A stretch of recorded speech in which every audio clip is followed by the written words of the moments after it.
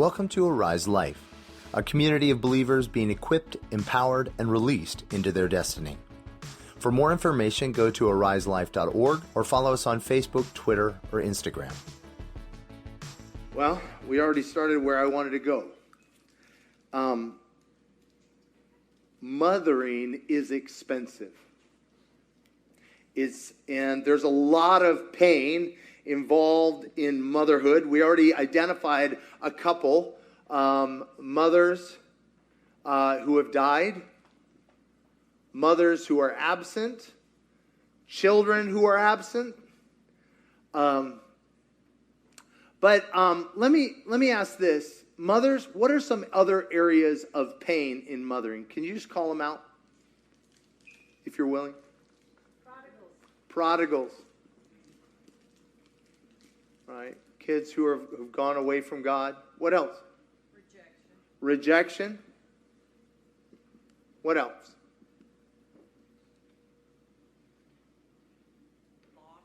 Loss.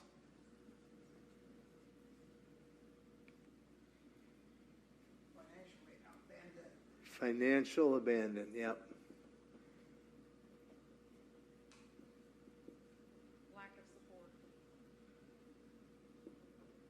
Lack of support, yep. I'd say that's emotional, mental, physical. What else? Disappointment, come on. What else?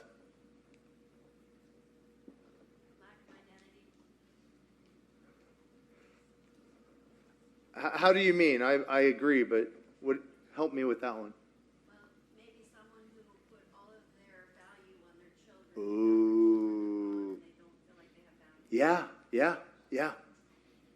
Yeah. Come on. What else? Regret.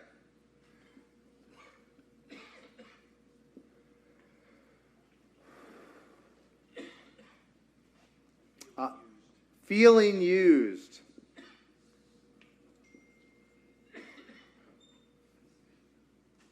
take one more before we all. Not fulfilled dreams, like sacrificing dreams for kids, but not your own dreams. Gotcha. Unfulfilled dreams. All right, so before we all fall into a pit, I want to pull over here. I think disappointment is a huge one. Disappointment means I had one expectation and it turned out differently. That's never been a problem for mothers, has it? You know, all of our kids turned out perfectly. The best part about parenting is when you really put your heart into it, really love well, and they go, "Thank you, mother, for disciplining me so well." Has a child ever said that? No, never, not once has the child gone, "Oh yes, mother, can I have some more, please?"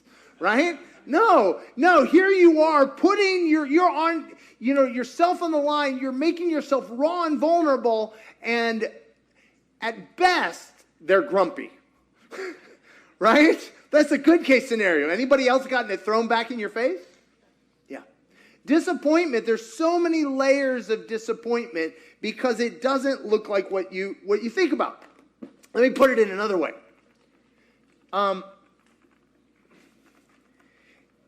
If I were to come up and punch punch Scott, let's just say this. I punch Scott. Hey, don't cheer. Guys are like, dang, man, throw Scott under the bus. Do it. No, what is this, Fight Club? No. If I were to punch Scott, I'll throw it in. If I'm going to punch him and I'm going to bite his ear, Mike Tyson. Everyone, my boys are all there, right? What do you call that in legal terms? Assault and battery and stupid. Right. How to throw millions of dollars away in one bite. Yeah, lack of wisdom. Okay, but here's the thing. Kicking and biting equal feeding a teething toddler. Do you track with me? Like the things that a toddler does to a mother, if it was an adult, you put him in prison. True?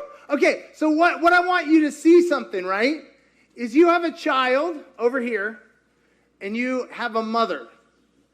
Initially, the mother's responsibility for the child goes all the way to here, right? When the child's inside the mother, how much of responsibility does the child have? 0, right? But they're having a relationship, but it's very one-sided, right? But as soon as the baby is born, the child is separate, but it's still what? Totally dependent, right?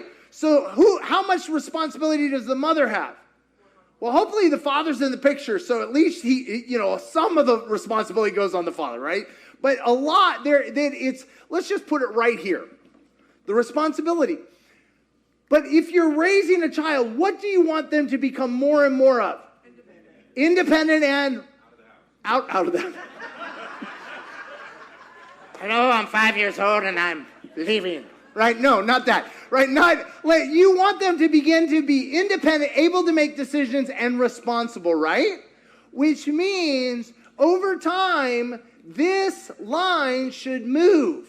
The goal is adult children who can relate to you as an adult, right? It means a equal relationship. That's the goal, isn't it? We can live in fantasy. It's okay, right? That's the goal.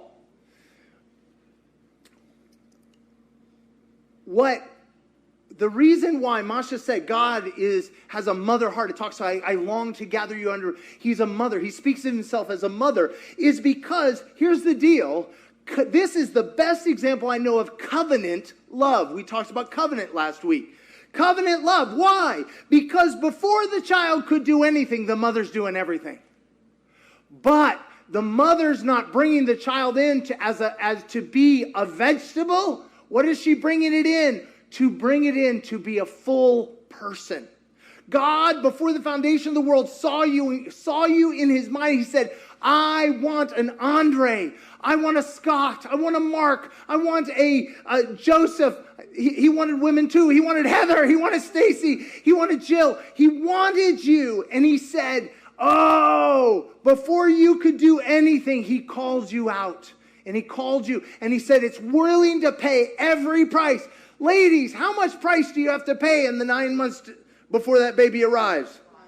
A lot. Some of you more than others. You're like, hey, right? 9 months of bed rest, whatever, right? So the reality is, he said, I'm willing to pay any price for you to be a person, not to be a lump on a log, not for you to be helpless, not for you to be utterly dependent, but so you could enter into a full relationship, so that at the end of the day, right, we start out, we're called children of God, but at the end of the book, it is the wedding feast of the Lamb. Who's the bride?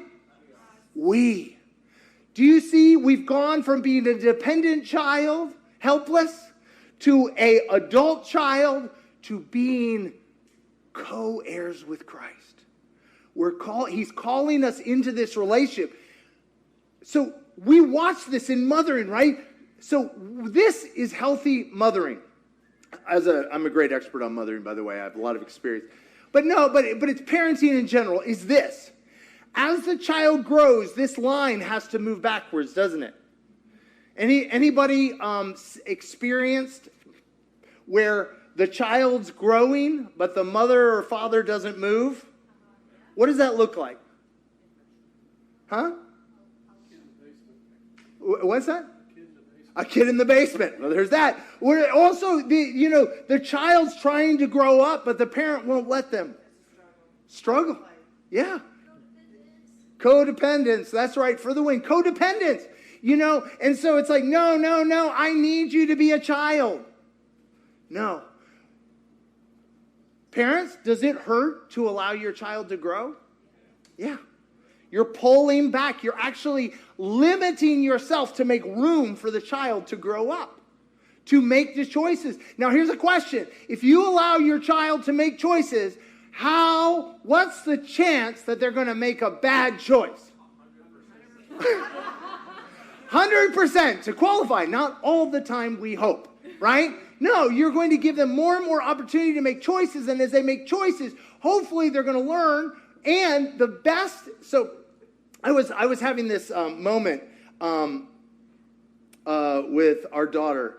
And something happened. She made a choice, and it was not going well for her. And I thought, oh, this is my moment. I'm going to turn this into a teaching moment. And God said, don't.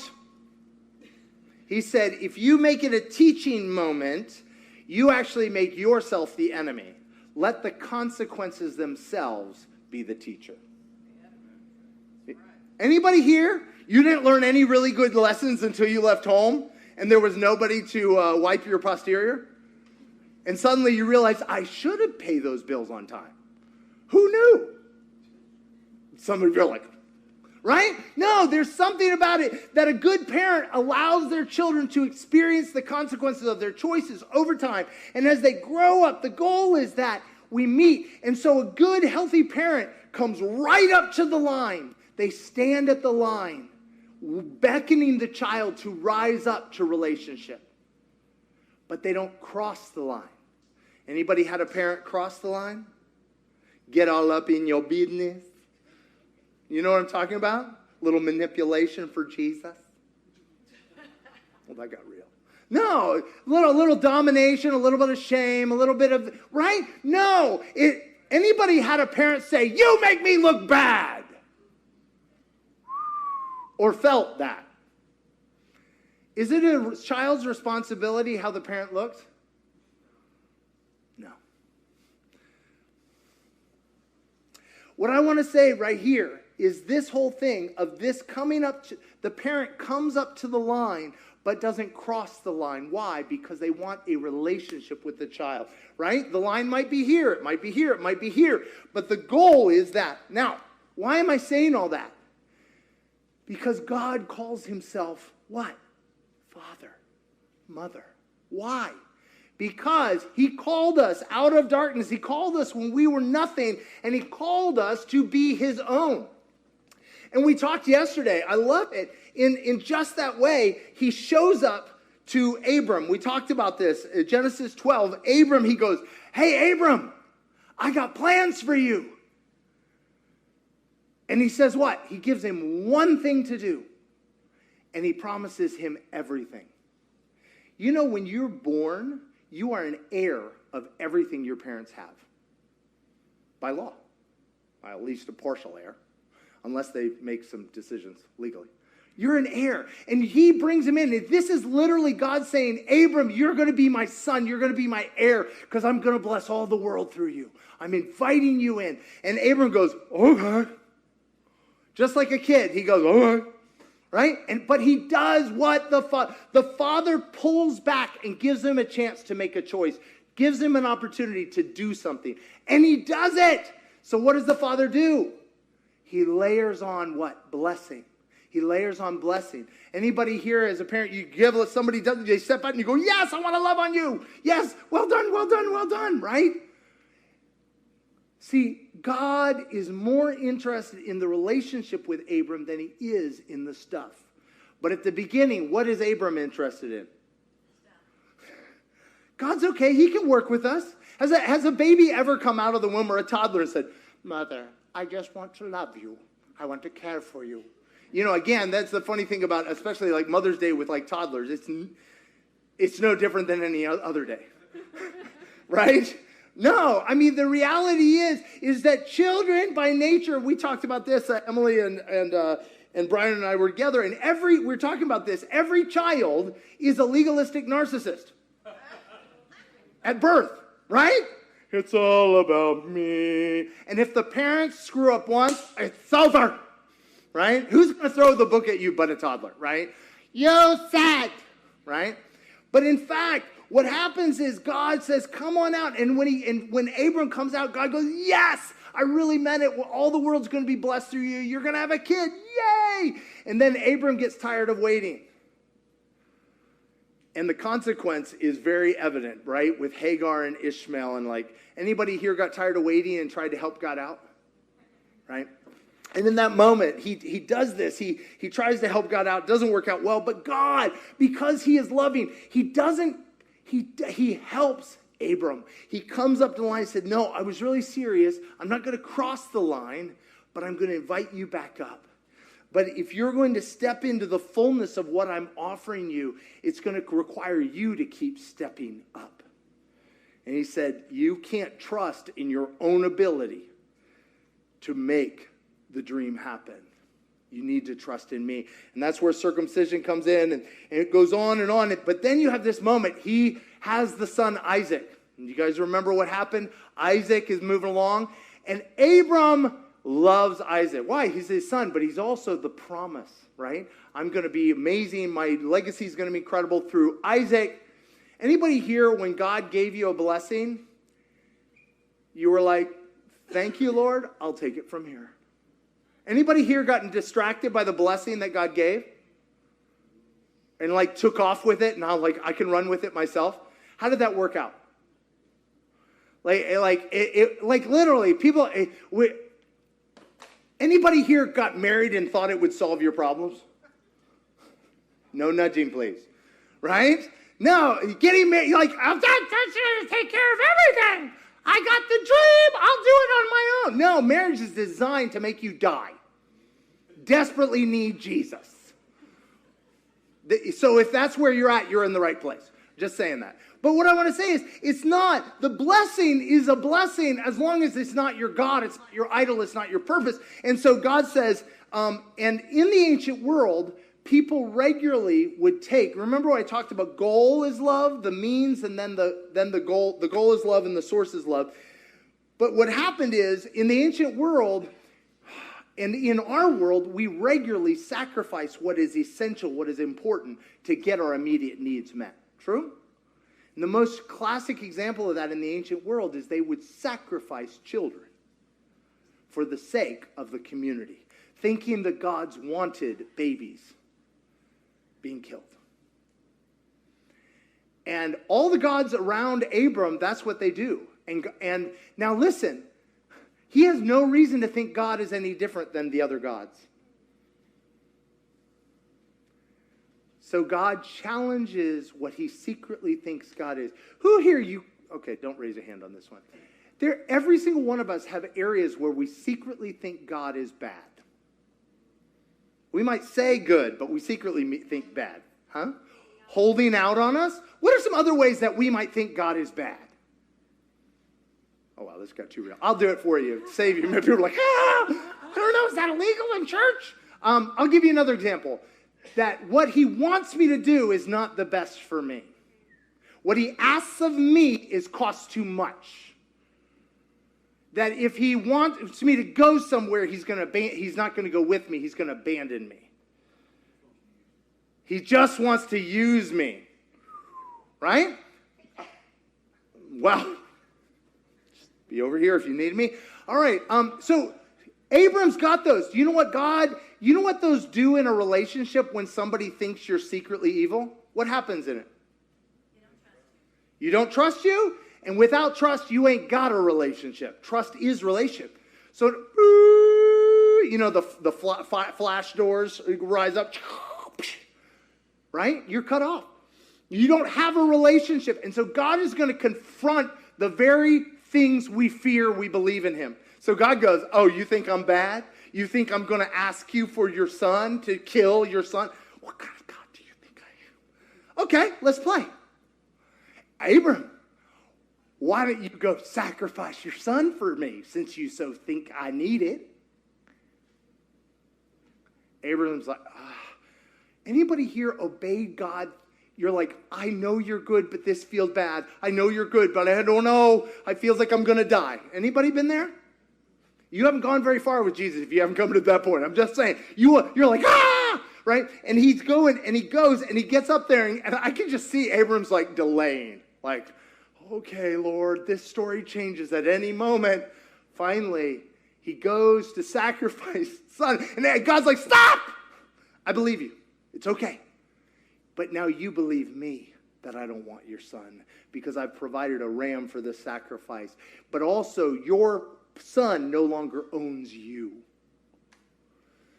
And in that moment, the relationship goes up. Now, up to this point, God has asked for circumcision. He's asked him to sacrifice his son and asked him to go. That's about it. In relationship, if the child is to grow, there have to be opportunities to make choices and to rise up and grow. And as they do, they rise up into greater and greater what? What is a child when they demonstrate more authority, more responsibility, more independence? What do they get more of? More privileges, more accountability. They get further and further. You trust them further and further. I remember I did driving tests with my dad in our 1978 Pinto with red interior, white.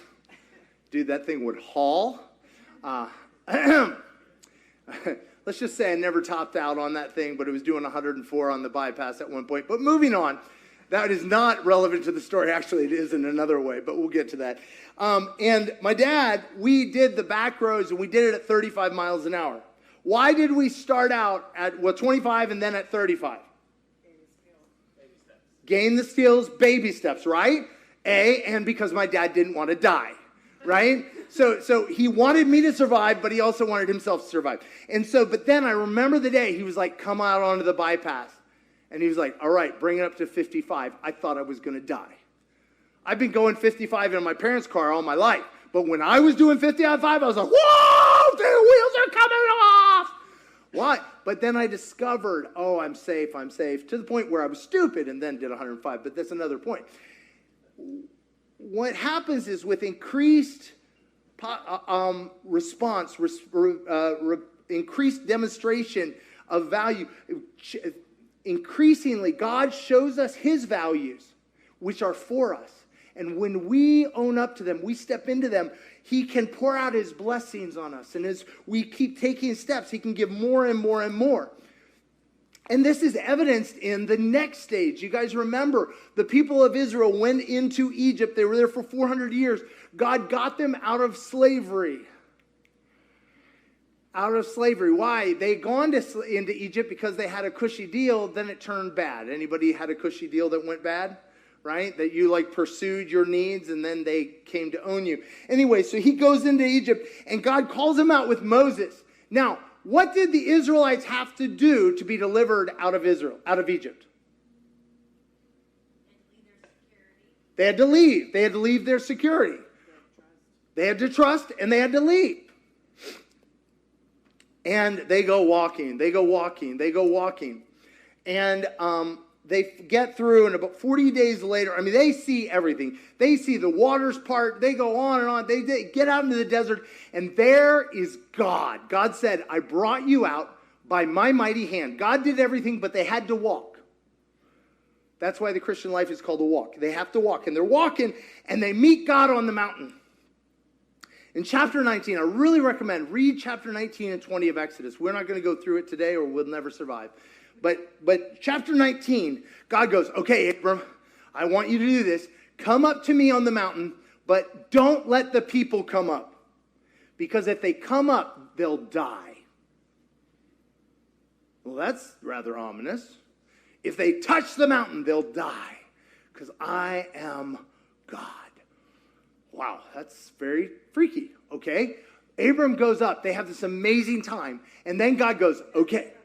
Abram. I don't know why they get mixed up. They both have M's. That's a good thing.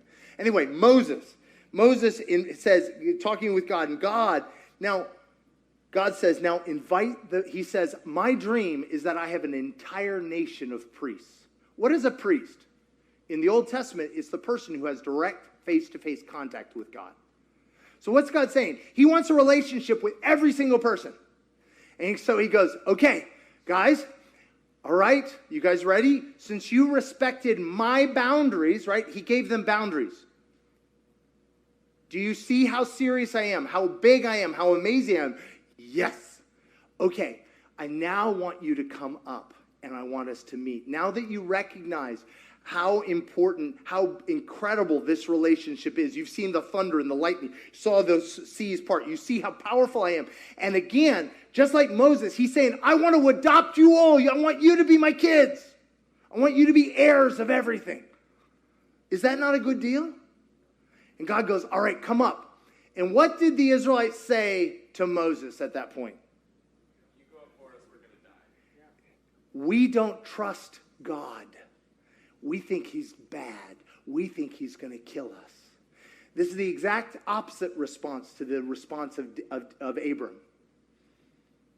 Exact opposite. And they said, no, we don't want it. Now, up to this point, God said, to live with me, you only have to worry about 10 rules. Can we pull it? If you can, sorry, Elijah, it's in there somewhere, is the first 4 and the second 4, second 6 of the 10 Commandments. He basically said 10 basic rules. Remember the first time there was just 3 things he asked of Abram. Now he's just 10 rules, super simple. Who here can, I love it. He even gave us 10 fingers. Make it simple, right? He's no dummy. He's like, we can keep track of this. And he's like, the first 4 are super simple. The first 4 is, you shall have no other gods before me. Sounds like a marriage covenant, doesn't it? Like, listen, we need to be exclusive. Just you and me, baby, right? He says, and you shall make no idols. What were idols? Idols were like, think of it like a voodoo doll. It was a way to try to manipulate and control God. Like literally, like if you want God to give you rain, you dunk the idol in water. Right? Like it's manipulation. Who here has tried to manipulate God? Every single one of us. Sorry, I'll just answer for you. And how well has that worked for you? Not, right? No, he said, do not try to manipulate me. Why? As soon as you attempt to manipulate, what happens to the relationship? Done. If the relationship isn't exclusive in marriage, what happens to trust? If you have no trust, you have no relationship. Don't take the name of the Lord God in vain. This is not about going down to the Quickie Mart and cuss and go, ah. It's not that. It is literally using the name of God in magic to get what you want. It's trying to have power of God without relationship with God. He said, don't do it. This is a relationship. And then he says, remember the Sabbath day and keep it holy. And he said, but then I love this. This is the first time he gets social. He said, but also Sabbath day for everybody else. What do you, your servants and your kids, don't make anybody else work. Take a rest. Why? Anybody here been in a survival mode? Can you stop when you're in a survival mode? No, you're going to die. Have you ever been treading water? You're like, I'm just going to take a Sabbath. Right? But literally a Sabbath is saying, I trust you, God, with my stuff. I trust you with my life. But then he goes, listen, if you're going to do this relationship with me, it should have some effects on your relationships with other people, right? So honor your fathers and mothers. Notice, he doesn't say honor your father and mother when they are perfect. He says honor your father and mother. Interesting. Then he says you shall not murder. Well, that's going to be very complicated, Lord. I had a lot of those planned. Okay, don't commit adultery. Kind of the same thing as the first line. He's like, you know? Okay. And then he says, don't steal. I can't keep track of all this, Lord. This is way too complicated. And then he says, don't lie. Don't bear false witness against your neighbor.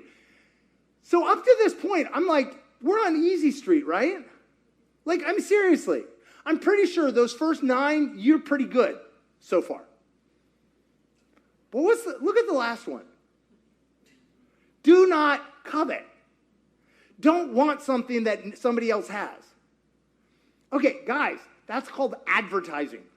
That's the whole point of advertising.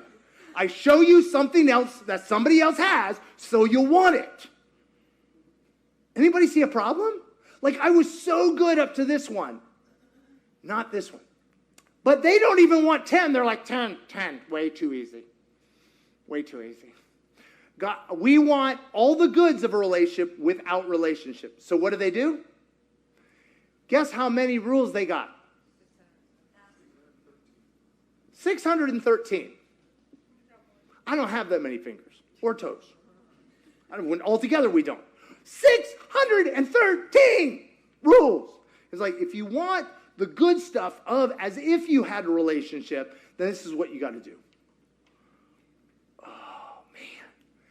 Why? God is trying to invite them little by little up into this intimate relationship with the goal of the wedding feast of the Lamb. The goal that we would rise up to the level, the likeness of God, that we would rise up as the bride in equal portion to its head, in equal portion to the groom, Jesus.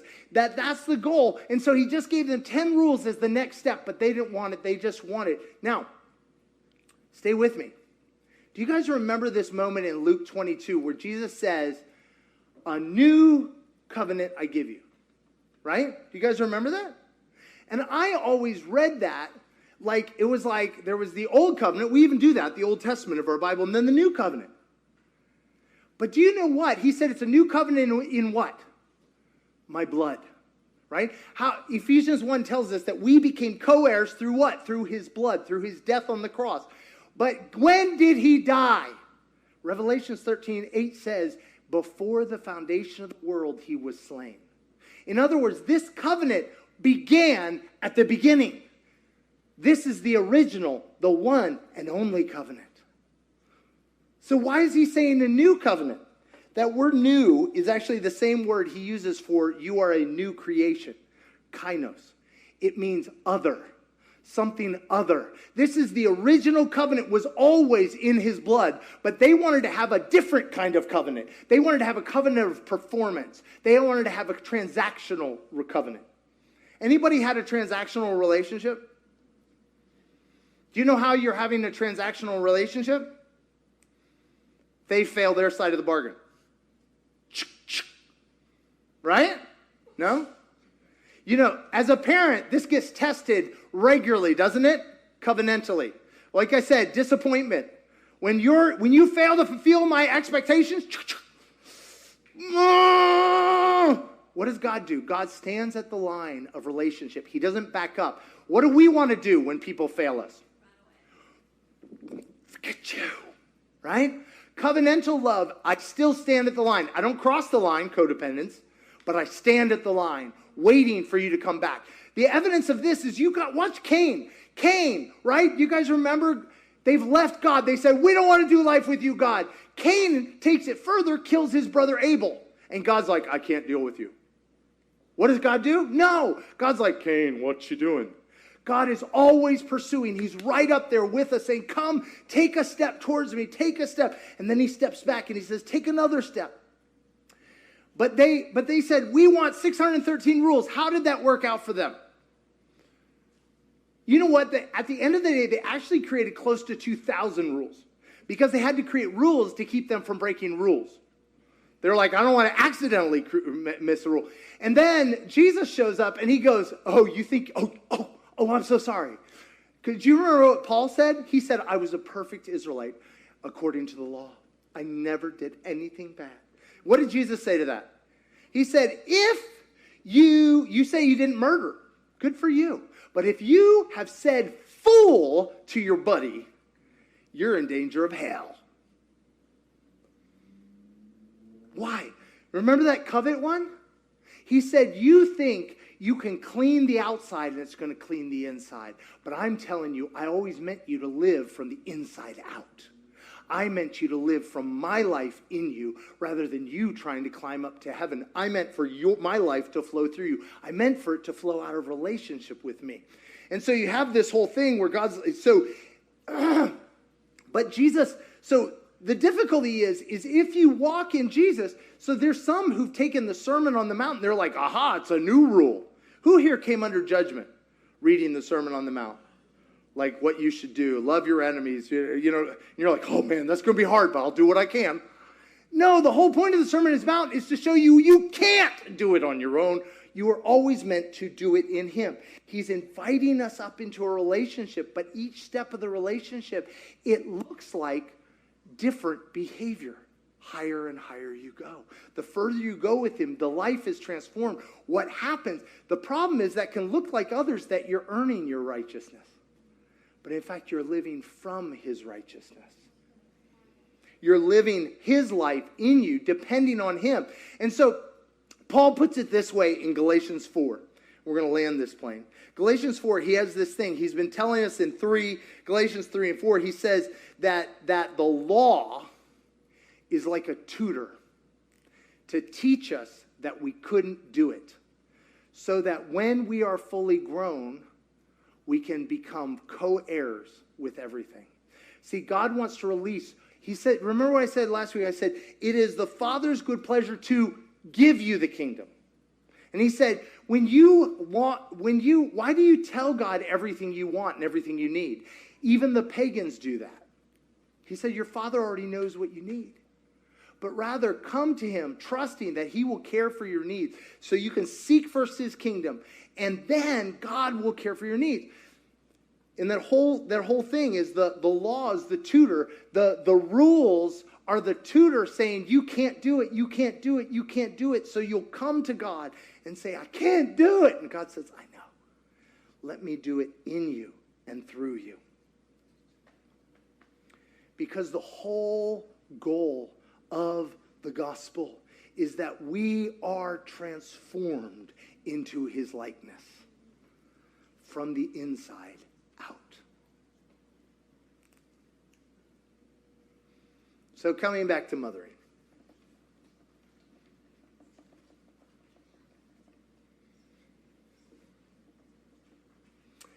One of the aspects of that is, how many perfect mothers are there?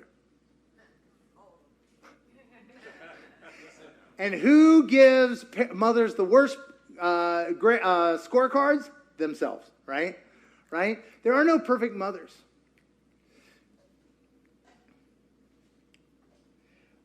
But do you want to know something? That our mothers and our fathers are the image of what we think of as God. Anybody see a problem? Okay, who here has judged their parents? Everybody else is a liar, right? Right? Like literally, that's the sport. Like that's what you do for fun, right? Like, oh my gosh. Who here judged your parents and said, I will never do that, and then did the very same thing? Yeah, okay. So one of the things about it is we will never, so our parents are like a really dirty window that we can only see God through faintly. Why does it say honor your father and mother? Because here's the deal. If you don't value what is good and forgive what is bad, you will stumble over them and never see God. The reason why so many people reject God, I always say this, I've never met an atheist who doesn't believe in the same God I don't believe in. Because I don't believe in that God either. I don't believe in that capricious, manipulative, domineering, horrible, evil God. I don't believe in him. But the reality is so often what people are saying is, I reject the God who was shown me by imperfect people. And if we do not forgive our parents and honor what is good, but forgive what is bad, guess what? We'll never see God. And we will constantly be afraid that he is the God that our parents showed us imperfectly. So what I want us to do today is I want us to forgive. I was on the way here, and Brian and I were talking about this earlier. I was on the way here. Anybody, you just have this background roar in your heart? Anybody know what I'm talking about? And you're like, oh, I don't know what that is. And then you like try to solve it and it doesn't solve it. Anybody know what I'm talking about? You're like, hey. Anyway, and I was driving and I was trying to be spiritual because it's church and I'm going to be saying things and I should be spiritual. Jesus. And it wasn't working. Am I the only one? You know what I'm talking about? Okay, good. Some of you are like, oh, I wouldn't have it. No, okay. So I'm like trying to become a spiritual person and it's not working because there's a I'm like, okay, so I'm trying to think about the message now. I'm trying to think about this. And God goes, or you could ask me. I'm like, okay. And he goes, what do you want me to know? He said, you have a lot of unforgiveness. Do you know why Paul says, don't let the sun go down on your anger? Because this is just psychological, but if you do not resolve what caused you to be angry before you go to bed, it just kind of dissolves into the background radiation of your soul. And you feel it, but you don't know where it's coming from. It's just and I realized I have a lifetime of it, right? Why? Because I've done a lifetime with people. And I was feeling very overwhelmed, but it was particularly having to do with my own mother. And I was like, okay, God, what do you want me to know? And he said, and he walked me through forgiving her. And as soon as I released her, forgave her, and again, that's not to say my mother's a bad person, but there isn't a mother here who doesn't need to be forgiven just because we're not perfect. Anyway, what happened is the minute that happened, guess what? I realized, oh, wow, I'm a real boy. I'm a person. And suddenly I realized I was going to walk in navel-gazing narcissistically and not being able to love anybody. But as soon as I released her, I was able to be focused on y'all and love you. Whew. Would you like to be free? The worst part, like I said, about judging our parents is their judgment then falls on us. So just close your eyes. Father, we thank you that you are good and that none of us deserve forgiveness, but you freely paid for us. Everything we've done, all of our brokenness, all of our failures, everything we've done, you paid for on the cross. You took it upon yourself, what was meant for us, the curse, the punishment, the failure, the consequence you took upon yourself, that we might be free. Free to know you, free to love you, and free to love others. But Lord, like that unforgiving servant, we have turned away and we have held in bondage our parents, our mothers. And we have said, no, you did not do right by me. You have not done this. You did not do that. You have failed me. And so right now, I find myself in a prison cell of my unforgiveness. And I want out. So now, Father, I give, just repeat in your heart, I give my mother the free gift of my forgiveness. She owes me nothing. I set her free. I release her from the judgments I've had against her. Right and wrong. I set her free. I release her to be who you made her to be. And Lord, I bless her to know all the ways she's been a good mother. I bless her to know your love. And I bless her to know your mothering and fathering and care for her. I release her. In your beautiful name. Amen. If you have well and truly begun the journey of forgiveness, over the coming days, you'll have moments, specific things that your mother did or didn't do. Even a mother who has died, you can forgive. Even a mother who you never knew, who abandoned you at birth, whoever it is, you can forgive because you're releasing the hold that you have on them. But as you forgive, God is going to remind you of specific things they did or didn't do, and you'll have an opportunity to forgive that. Don't be overwhelmed, but just release them. Now, one of the things I want to do is I want to lead mothers in forgiving yourself. And now, forgiving yourself, that might be a theologically bad term. Let me put it a different way.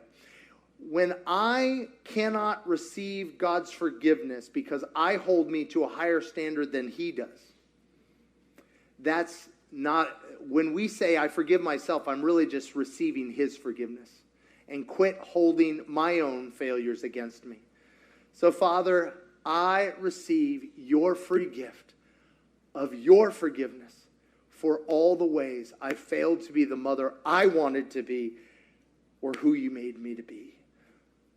Please forgive me. I receive that forgiveness, and I ask you to cleanse out of me all the lies I've believed about who I am as a mother.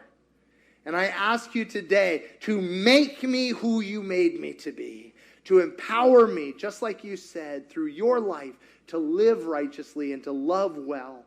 And Lord, if there are messes I've made in my children's lives, to be able to go low, ask forgiveness, and to bring healing in those broken places. We worship you, Lord. In your name, amen. If we can have the worship team come up.